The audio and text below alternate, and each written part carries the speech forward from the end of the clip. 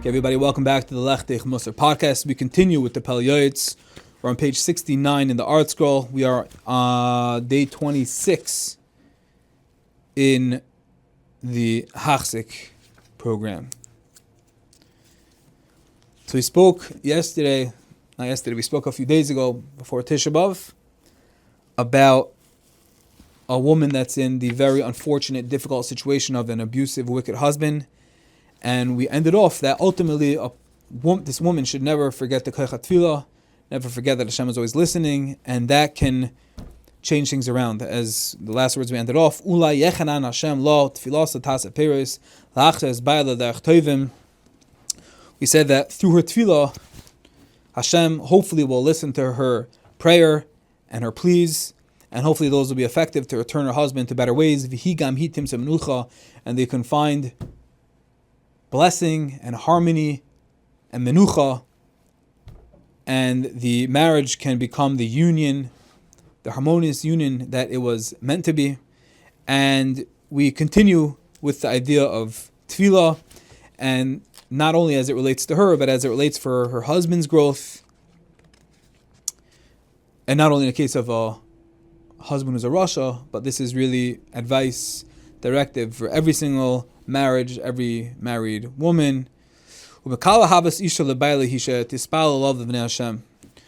that included in the love that a woman has for her husband is that she will constantly daven for success in his avodah. For the prayer of a woman is generally more effective than that of a man, since her heart is gentle and more easily led to tears. And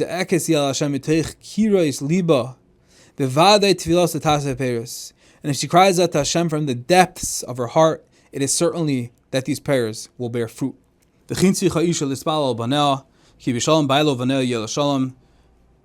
woman has to pray for her husband and children, because when the children and the husband are happy, then ultimately she is happy. Who has more care naturally and love for their wife and children more than her. So we said the mother is the motherboard, the control center. She's on top, triangle. She's davening for her husband, for her children. It goes back up to her, and she's happy. So it's a cycle of tefillah, of happiness that's generated, and bracha. Now the Pele Yoeitz cautions that the power of a wife's prayer must always be kept in mind. Kol kavel dina tizar v'tishamer ha'isha shalilimser dina baila v'shalila olav demois. In light of everything we just said, the fact that a woman's prayers are so powerful, a wife must be extremely careful not to call down the judgment of Hashem upon her husband, and not to cry out to him with tears, asking him to punish her husband, for his misdeeds. Meaning, because they're so powerful, the Pele Yoeitz says, so you have a sword over here. You have a sword to pierce the Shemayim, to access HaKadosh Baruch Hu on the throne of glory. But be careful, because it's not a joke. And if you say something against your husband, anyone, but especially against one husband, if she's not happy with him and she asks for punishment, chas v'shalom, or for Hashem to give out retribution for his averus, it's not pashut at all. What happens? Even though the fault is not hers, and she can end up with an awful person, a terrible person, and we said she has to bear all the whole package, the whole yoke of an abusive husband, and she shouldn't go expose him. And now she's left with her and HaKadosh Baruch Hu, but still, she has to be very careful. Because the Gemara in Bava Metzia says, a person must always be wary of verbally wronging his wife, which means to say that it's his fault, and if he's the source of her pain, then it's his achrayus, and she should be able to go to HaKadosh Baruch Hu. But she has to be very careful, because since she's so powerful and her tears come easily, the punishment for wronging her will quickly cause retribution to descend even on her husband, because he pained her, and she has to be very careful for this. And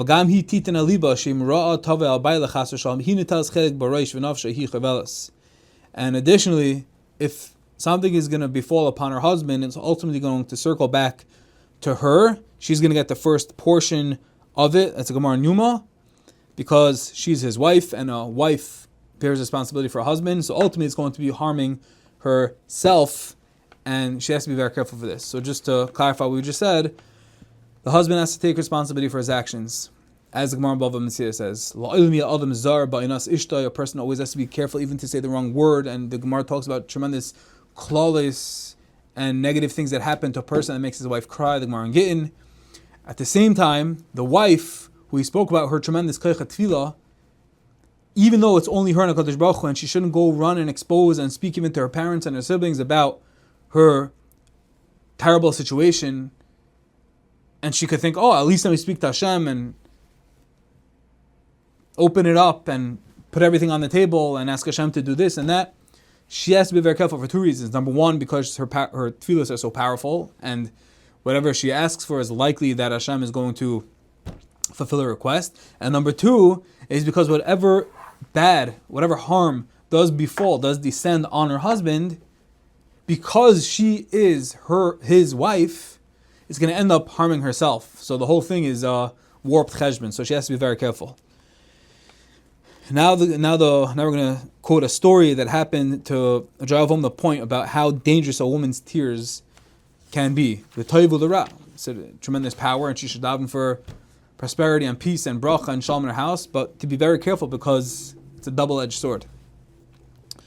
The Gemara in Ksubis. V'chol am yishmu v'ro mi'mais shulu b'shas. Be'ishes rav playni sha'isa mitzapa al bayla she'ava min haderech ve'eichar le'ba. There was a certain Talmid Chacham's wife who was anticipating her husband's arrival from abroad, and he delayed and didn't arrive in a timely manner. She allowed 2 tears to fall in her intense pain and loneliness that she felt due to his absence. And her husband immediately died because of her cries. Despite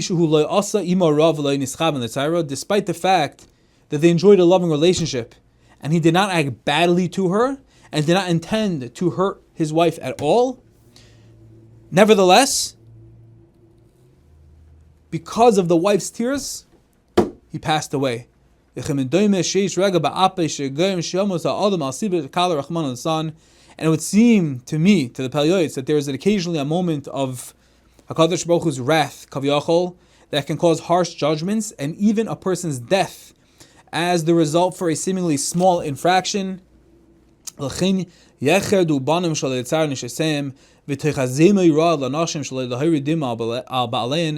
let the sons of man be wary never to cause their wives anguish, and all women should be gripped with trembling, not to shed tears on account of their husbands' wrongdoings. Rather, what should they do? Beg that mercy should be showered upon them from heaven. Not that they should be punished, but Hashem should help them, Hashem should assist them, Hashem should sustain them, should help them get through whatever it is that's harming her in certain situations, in those situations, Rahman al-San, but not to punish him, because those tears, those cries, those pleas, straight through the rakia, straight to Kisei HaKavod. These are some of the upright ways that are proper for a virtuous man and woman to follow, should they merit to do so. All the things we've discussed, a man to his wife, a wife to his man, together, the advice we spoke about. And Yishma Chacham v'Yosef Lekach, and the wise man shall hear this advice and add additional similar strategies based upon his own understanding. Look at the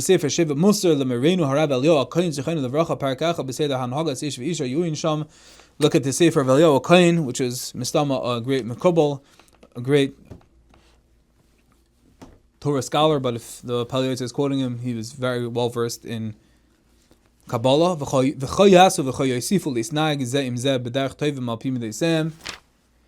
And so they shall do, and even more to treat each other in the manner of good people, each according to their individual character traits, to build a beautiful partnership of a Torah marriage. L'mantia shechina shruya b'neim. What's the point of this all? What's the tachlis? L'mantia shechina shruya b'neim b'yos shalom b'aleim. So that the Shechina will descend to dwell along with them, because peace is found in their home.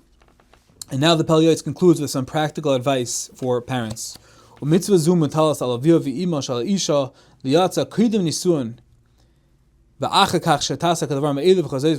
obligation is incumbent upon the mother and father of the girl to advise her of these concepts before and after her marriage, that she should do these things that we've discussed and act in such a manner, which is basically that she should be careful of her husband's honor and never shame him before others, and correct him gently, and pray, daven, beg for his welfare. She should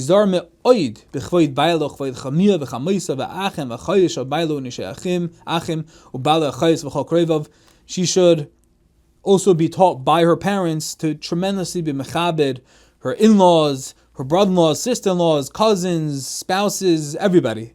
The chvoid Hashem.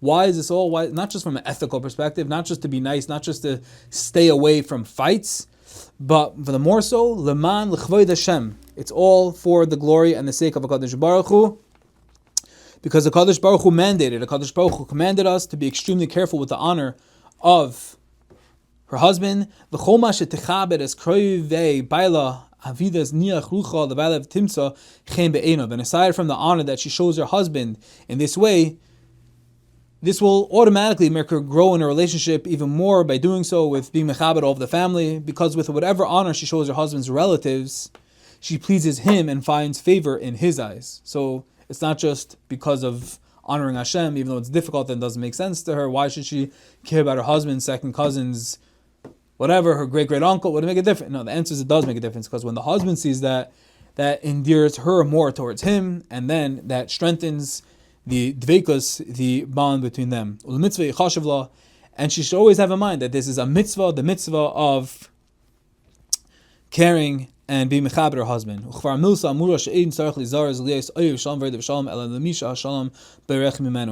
And we already said it many times, one does not need to be adjured to be one who loves peace and one who pursues peace, unless he is one from whom peace seems to be fleeing. And he has many reasons to promote quarrel and strife. It is upon him specifically that this mitzvah rests, to pursue that peace in the honor of HaKadosh Baruch Hu. And on the topic of marriage, we close with one final caution for women. Even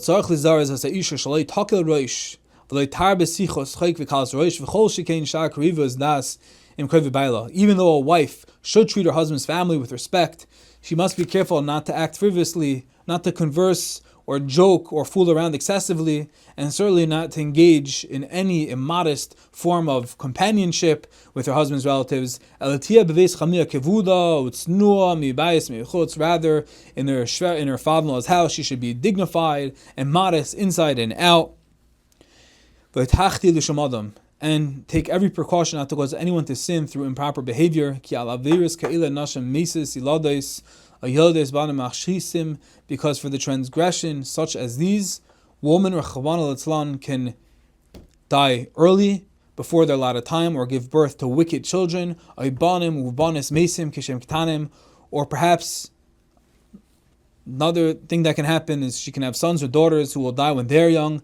But those who are vigilant, those who are scrupulous in this area, in these laws of tznius, and be mechabed, and walking around in a dignified way, then what? Zoichim lezera anashim ksherim. They will merit prominent offspring, ukedoshim, that are righteous and holy, v'yagiu lias yeshishim semechim ve'esasim, and they will reach old age happy and content. With this, we conclude the sugya, the parak of Shalom Bayis and of Ahavas, Baila le'ishtoi and Ishtoi le'baila. And we will all be zeiche to find our zivugim, and for those that have, we should be zeiche to reach the highest level of what HaKadosh Baruch Hu wants of a Torah marriage, and meritorious, virtuous children of Banim Scharim, Banan Tamidei Chachamim, and the words of the Pele Yoeitz, Lezera Anoshim Ksherim Ukdoishim Yisemechim Yeshishim Visasim, children that are righteous, that reach old age happy and content.